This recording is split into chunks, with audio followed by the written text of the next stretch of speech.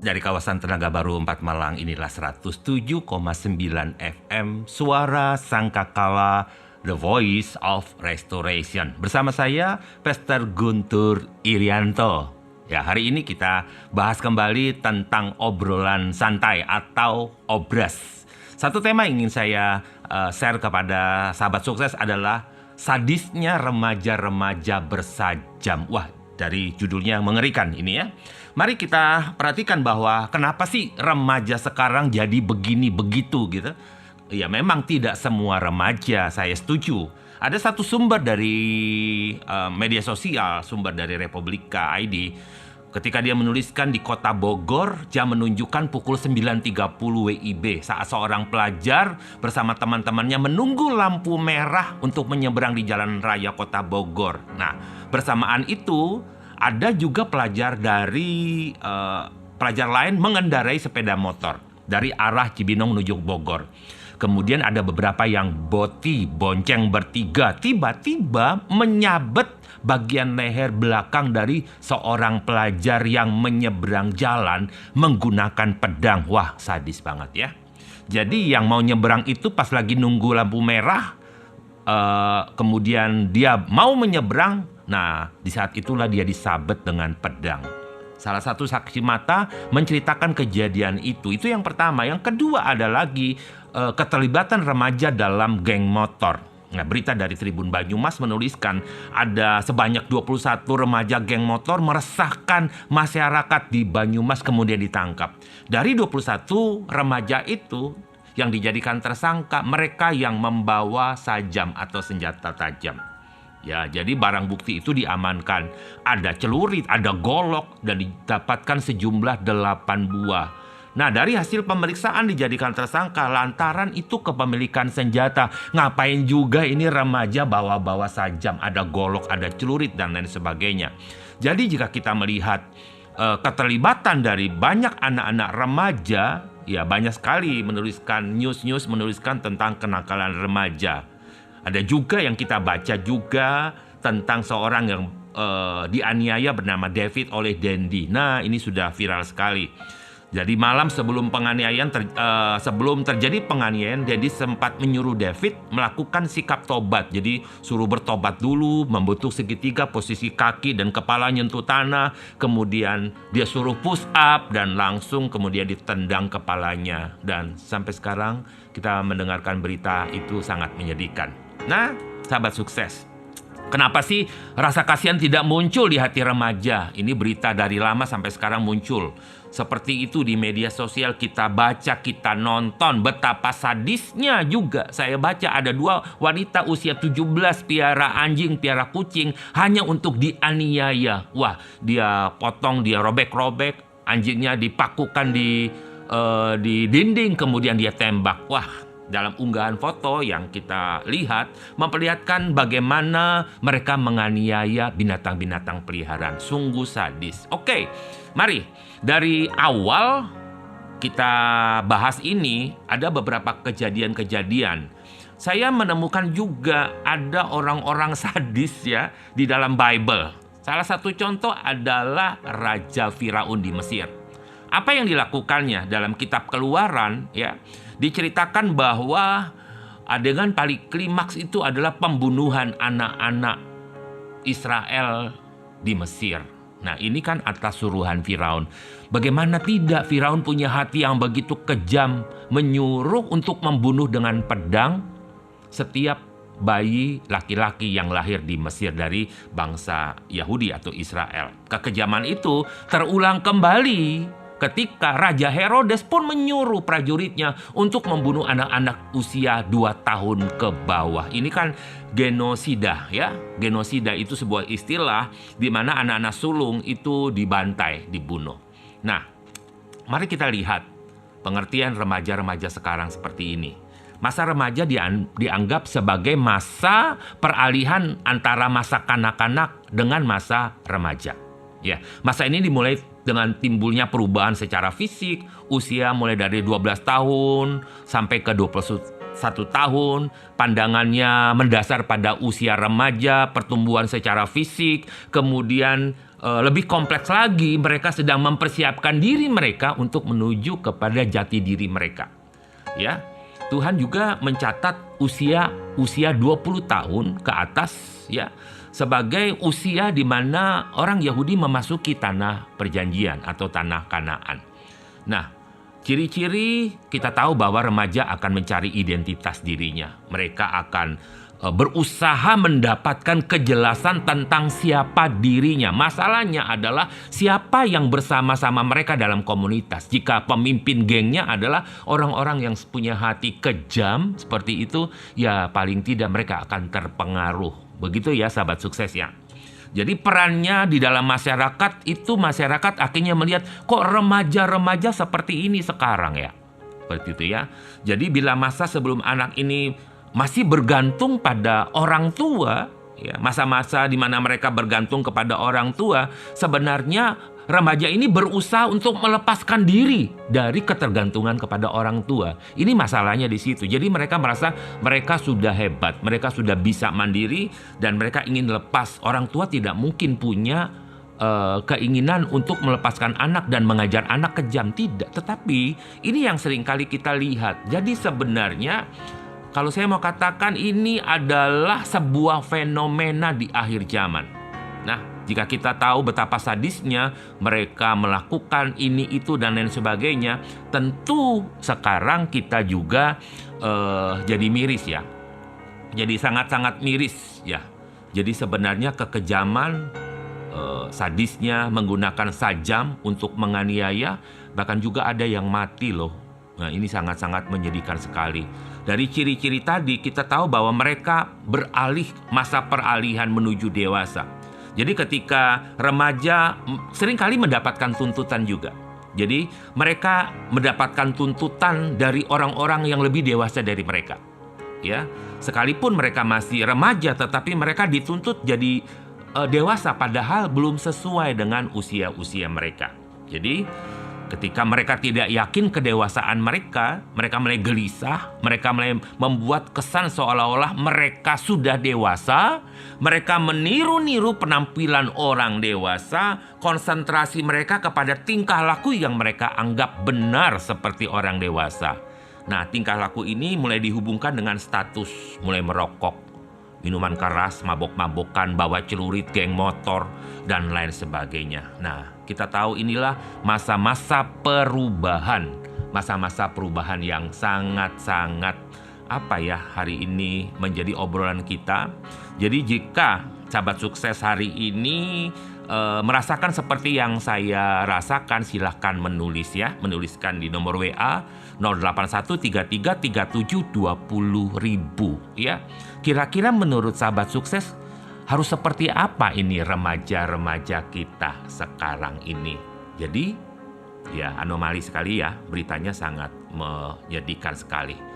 Pertentangan remaja, konflik emosional menimbulkan kebingungan dari orang tua. Apakah salah orang tuanya yang ngajar? Tidak mungkin, orang tua pasti akan mengajar yang baik. Tetapi bagaimana caranya supaya anak-anak kita ini tidak lagi berperilaku seperti itu?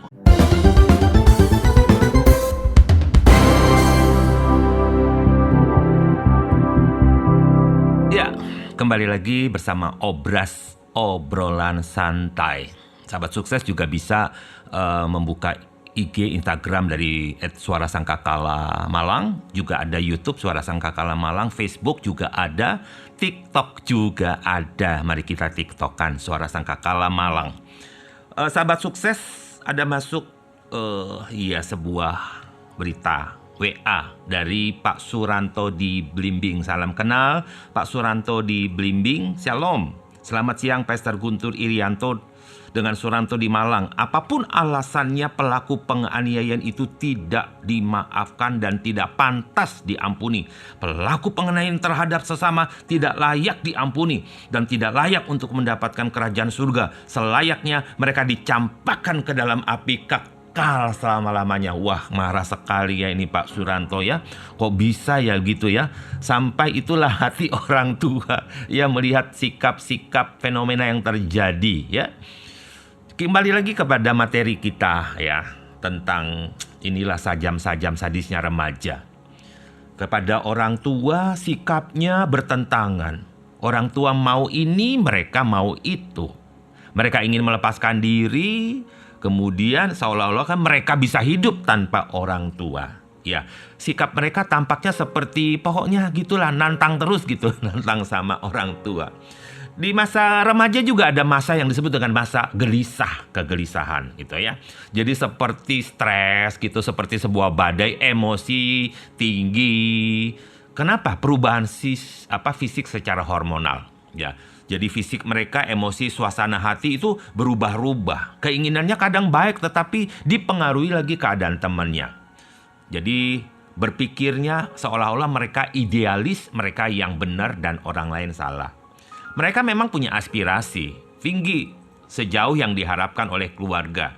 Jadi mereka juga berkhayal, berfantasi. Itu sebabnya khayalan remaja lebih banyak menghayalkan romantika hidup. Nah ini ya. Jadi ya idealis tapi berpikir tentang khayalan romantika hidup. Mereka mencoba menjelajah dan lain sebagainya. Ya, dari apa yang disebutkan Pak Suranto, hukum mereka. Iya, tetapi apakah hukuman adalah solusi terbaik? Seolah-olah kita mencapakan mereka dan masuk neraka aja lah sana, nggak mungkin masuk surga. Tentu saja tidak ya. Bagaimana kita membangun anak-anak kita, remaja kita punya aktivitas kelompok yang positif. Ya, mereka punya komunitas yang baik. Ya, mereka akan punya pergaulan dengan teman-teman sebaya. Kemudian juga tidak akan lepas dari orang tua. Kan gitu ya, sekarang remaja nggak suka jalan sama orang tua. Diajak, ayo enggak. Dia di kamar saja, dia lebih suka HP dengan semuanya. Kemudian mereka sudah males jalan sama orang tua. Mereka bahkan bukan males, malu dengan orang tua, jalan dengan orang tua seperti itu. Jadi ketika memasuki kelompok, aktivitas kelompok ya silahkan diarahkan ya. Diarahkan. Ada satu ayat, ini Bible kita menuliskan begini di Roma 12 ayat yang kedua. Janganlah biarkan kejahatan mengalahkanmu, tetapi kalahkanlah kejahatan dengan kebaikan. Waduh, ini kebaikan harusnya bisa menang gitu ya. Semua yang baik harus menang gitu. Janganlah kamu kalah terhadap kejahatan, tetapi kalahkan kejahatan dengan kebaikan. Itu kata Bible. Kita mengikut kata Bible atau kita menentang? Tentu saja pasti kita ngikut apa kata Bible seperti itu. Nah, kembali lagi pada perkembangan penting remaja kita. Dalam obrolan hari ini, mari kita berdoa buat anak-anak remaja kita. Kita care kepada mereka, kita peduli terhadap mereka, ambil bagian dalam proses pertumbuhan anak-anak dan perkembangan mereka. Ya, saya juga menemukan di komunitas gym, anak remaja sudah mulai nge-gym, mulai suka badannya bagus gitu ya. Saya lihat ke komunitas-komunitas yang lain, mereka punya komunitas yang bagus, ada yang suka sepedahan bareng, ada yang suka belajar, ada yang olahraga dan lain sebagainya. Nah, tentu saja perkembangan ini kadangkala akan lebih cepat dari usia mereka. Jadi perlu sebuah kontrol. Jadi perkembangan seperti itu. Dari pola asuh ya, sekali lagi dari pola asuh kita menemukan bahwa sebagaimana yang Bible inginkan ya, kadangkala dipakai tongkat untuk memukul, tetapi sebenarnya tongkat itu hanya sebuah tongkat. Yang penting adalah bahasa kita untuk mengarahkan kepada anak-anak. Dengan bahasa yang tepat, anak-anak akan ngikut. Tidak butuh tongkat ya untuk memukul mereka sebenarnya. Ya, tidak butuh tongkat, tetapi tongkat itu hanya penyertaan saja seperti itu.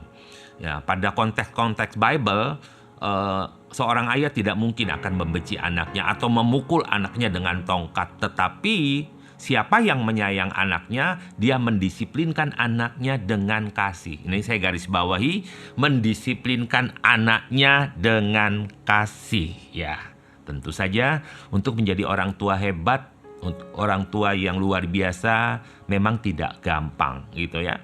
Abraham mencoba jadi orang tua yang baik tetapi tidak gampang gitu ya.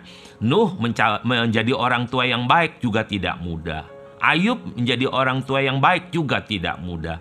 Beberapa tokoh-tokoh penting di dalam Bible berusaha menjadi orang tua baik juga tidak mudah tetapi akan menjadi lebih mudah jika fokus kita kepada Yesus Tuhan. Ini saya garis bawahi bahwa untuk menjadi orang tua yang hebat, fokus kita hanya pada Yesus Kristus Tuhan. Ya, jadi kita tidak akan menggunakan tongkat memukul mereka, membalas dengan seperti mereka bawa sajam, kita bawa sajam, tidak. Jadi kitab suci atau Bible kita menjadi tuntunan ya secara otoritas Tuhan dan pasti akan berhasil. Percayalah, Tuhan pasti membuat segala sesuatu indah pada waktunya. Jadi Bible juga harusnya dibaca oleh anak-anak remaja kita. Jadi memang Bible bukan pedoman pengasuhan anak, tetapi Bible akan menuntun anak-anak kita remaja kepada apa yang Tuhan Yesus maui. Saya ulangi, bahwa Bible firman Tuhan akan menuntun anak-anak kita ke arah yang Tuhan mau. Ya. Jadi otoritas tertinggi kita adalah firman Tuhan. Ya. Mengasuh anak dalam pola asuh anak-anak remaja yang seperti ini tidak bisa hanya sekedar mendisiplinkan. Suatu saat saya ada di sebuah penjara wanita dan kemudian membuat sebuah kegiatan. Kepala penjara kemudian bertanya kepada saya, "Kenapa Bapak bisa memimpin mereka tanpa mereka protes?" Saya berkata, saya menjadikan mereka teman, bukan menjadikan mereka narapidana, tetapi menjadikan mereka teman. Jadi ketika kita berteman, maka segala sesuatu bisa jalan dengan baik. Dan saya katakan kepada kepala penjara wanita, lakukan hal yang sama. Jadikan mereka sahabat teman yang perlu diarahkan, bukan sebagai penjahat. Dan akhirnya puji Tuhan, dari lapas wanita itu bisa mulai mengarahkan semua anggota-anggota yang ada di lapas itu dengan benar. Nah, cara-cara yang benar pasti akan berbuahkan yang baik dan benar. Puji Tuhan ya. Puji Tuhan sekali. Jadi, apa yang harus kita lakukan dengan melihat fenomena sadisnya remaja sekarang seperti itu? Ya, tentu saja kita mulai dengan berdoa. Jadilah orang tua yang baik ya. Arahkan mereka untuk membaca firman Tuhan. Pastor, komunitas mereka sudah susah dipisahkan. Percayalah, sekali lagi, percayalah Tuhan akan bekerja atas anak-anak kita. Selalu kebaikan pasti bisa mengalahkan kejahatan. Baik, sahabat sukses, dimanapun engkau sedang menyaksikan program ini, program obrolan santai atau obras, biarlah hidup kita bisa menjadi berkat dan kita dapat menyaksikan generasi anak cucu kita hidup dalam anugerah dan berkat Tuhan. Terima kasih telah mengikuti program Obras. Sampai jumpa dalam obrolan berikutnya. Shalom, Tuhan Yesus memberkati. Amin.